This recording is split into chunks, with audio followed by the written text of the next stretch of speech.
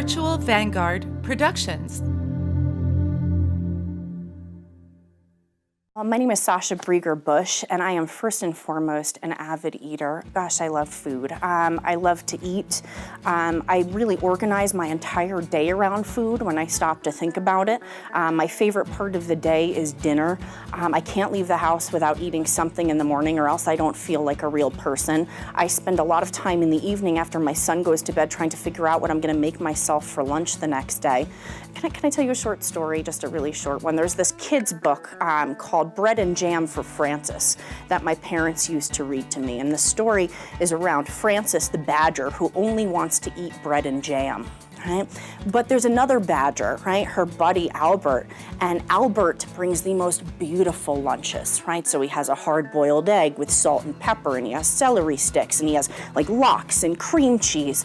And my parents used to read this book to me, and I could never relate to Francis. All she wanted was bread and jam. I was like, who is this crazy Francis badger? And it was Albert I was always so excited about with his meticulous lunches.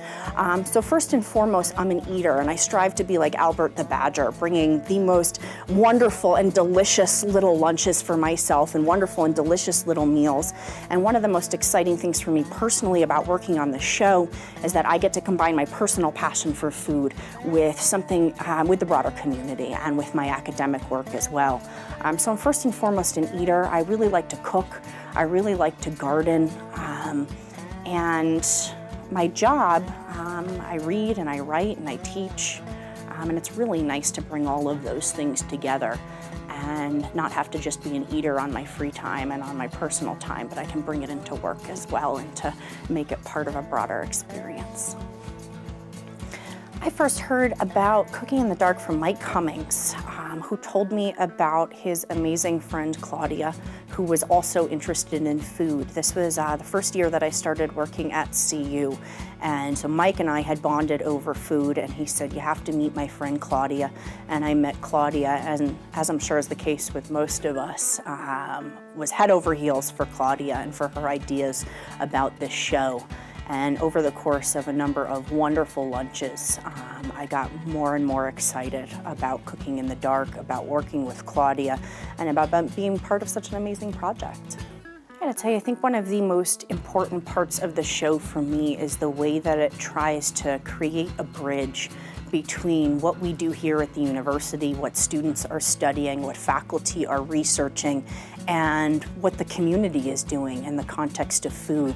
I think all too often these days there's a big gap, an abyss almost, between universities on the one hand, who are often considered kind of elites or out of touch, and what normal people are doing on the other hand. And what I love about this show is that it doesn't make those kinds of distinctions, and that it brings us all together in the context of something that we all do every day, and something that's very intimate to each and every one of us. No matter if we're in a university or in a boardroom or on a farm all day, we all eat and we all interact with food.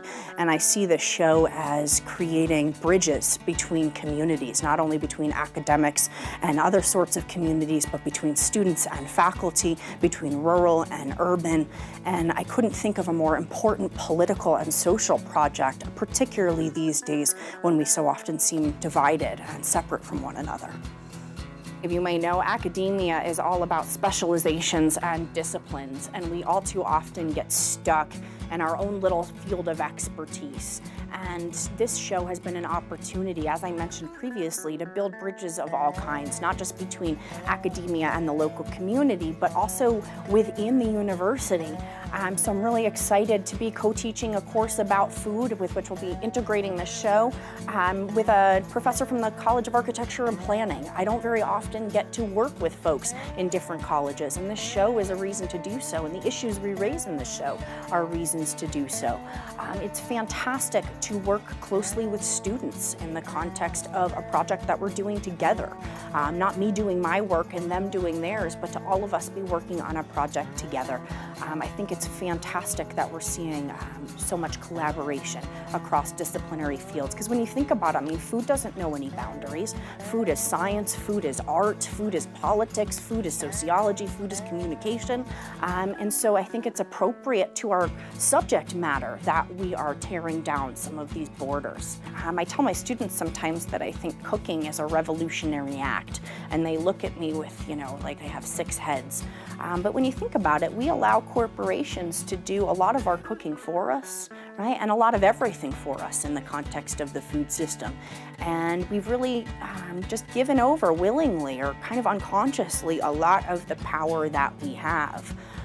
Food strikes me as one of those places where most of us in our daily lives actually still have access to the means of production. Michael Pollan has this great line where, most people, their first act of sovereignty and autonomy is in the high chair when they say no, right, to that bite that their mom is trying to feed them. So I really think there's a lot of truth to that cooking and producing your own food, that these are democratic acts that matter in a context of corporate control and dominance by relatively few institutions. So that's really how I think about it.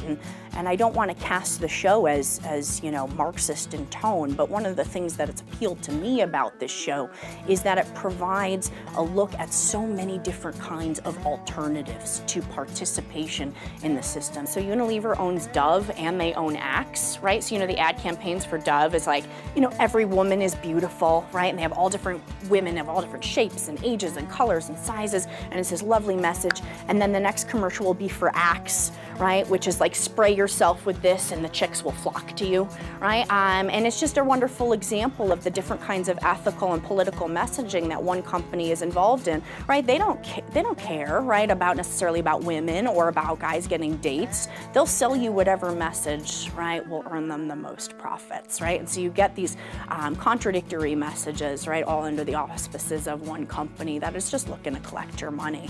I think we see this in the food system as well, right? The same company that owns Ben & Jerry's owns Slim Fast, right? They get you on the way up and they get you on the way down as well. Oh, my funnest memory. Gosh, it has to be splitting the most outstanding dessert I've had in recent memory with Claudia at Rioja. Claudia likes to order dessert at lunch, and I try not to eat dessert at lunch, but it was so great for me because she would order dessert and then I wouldn't feel guilty and then I could eat like more than half of hers.